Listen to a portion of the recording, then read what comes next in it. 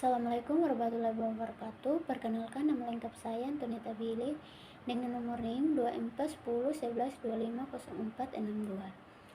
Kami dari kelompok 1 dari program studi akuntansi Fakultas Ekonomi dan Bisnis. Di sini saya akan menjelaskan materi tentang instrumen peneliti. Tujuan instrumen peneliti itu yang pertama itu menjelaskan instrumen peneliti secara umum, yang kedua membedakan jenis-jenis instrumen peneliti, yang ketiga mengembangkan instrumen peneliti dengan benar. Instrumen peneliti merupakan alat pengumpulan data. Penentuan instrumen peneliti sangat bergantung pada jenis teknik pengumpulan data yang digunakan. Apabila peneliti menggunakan metode wawancara, maka instrumen yang digunakan adalah pedoman wawancara. Menyusun instrumen peneliti sama halnya dengan menyusun suatu alat evaluasi. Mengevaluasi merupakan kegiatan untuk memperoleh data, dan data tersebut dapat dianalisis atau diukur dengan suatu standar tertentu. Secara umum, instrumen peneliti dibedakan menjadi dua, instrumen tes dan non-tes. Instrumen tes, instrumen penelitian merupakan tes dapat berisi serangkaian pernyataan, lembar kerja, lembar tugas, atau serupa yang digunakan untuk mengukur suatu variabel.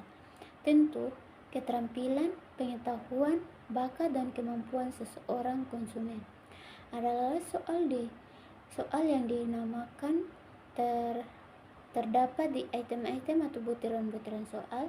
Soal mewakili suatu indikator dari jenis variabel tertentu yang hendak diukur. Berdasarkan saran atau objek penelitian, terdapat beberapa jenis. Yang pertama, jenis presentasi, yaitu jenis yang digunakan untuk mengetahui hasil yang dicapai seseorang setelah itu mempelajari suatu hal. Yang kedua, tes kepribadian, yaitu tes yang diberikan kepada seseorang untuk mengetahui kepribadian dalam hal ini bisa berupa kedisiplinan, bakat khususnya, dan lain sebagainya. Tes inteligensi, yaitu tes yang diberikan untuk mengetahui tingkat inteligensi atau intelektual seseorang. Tes bakat, yaitu yang digunakan untuk mengetahui bakat yang dimiliki oleh seseorang. Tes sikap, yaitu tes yang digunakan untuk mengetahui respon dan sikap seseorang ketika berhadapan kepada suatu hal atau masalah tertentu. Tes minat, yaitu yang diberikan untuk mengetahui atau mengahli arah minat seseorang. Membuat tes. Secara umum, instrumen tes dibagi menjadi dua, yaitu tes objektif dan subjektif. Selanjutnya teman saya yang akan menjelaskan. Perkenalkan, nama saya Nadia Oktarin dengan NIM 241011250285. Di sini saya akan melanjutkan penjelasan materi dari pertemuan kedua, yaitu tentang instrumen penelitian. Instrumen non-tes tidak menghasilkan respon yang dapat dilihat benar atau salah. Jadi, dari tujuan instrumen tes ini lebih kepada untuk mengetahui fakta, permasalahan, ataupun variabel tertentu melalui suatu instrumen yang dikembangkan. Ada beberapa jenis instrumen non-tes, diantaranya kuesioner atau angket, pedoman wawancara, dan lembar observasi. Kemudian di slide selanjutnya, ada yang pertama angket atau kuesioner.